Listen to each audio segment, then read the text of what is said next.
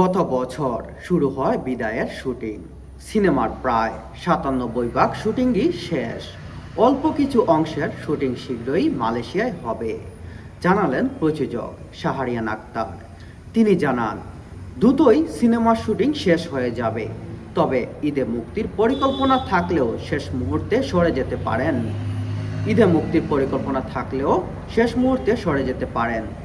এ প্রযোজক বলেন, ঈদে আমরা পরিকল্পনা আছে, তবে ঈদ ছাড়াও কোনো একটা উৎসব তৈরি করে মুক্তি দেওয়ার কথা ভাবছি। তাহলে ঈদে কি একেবারেই অনিশ্চিত? এমন প্রশ্নে তিনি বলেন, এখনো অনিশ্চিত বলবো না, শেষ মুহূর্তে কি হয় বলা যায় না। আমরা সবাই ঈদে সিনেমা মুক্তি দিলে অন্য সময় কারা মুক্তি দেবে? কাউকে না কাউকে তো ঈদের বাইরে সিনেমায় নিয়ে আসতে হবে। মেহেদী হাসান হৃদয় পরিচালিত। অভিনয় করেছেন বাপ্পা রাজ ও জনপ্রিয় অভিনেত্রী প্রার্থনা ফারদিন দিঘি।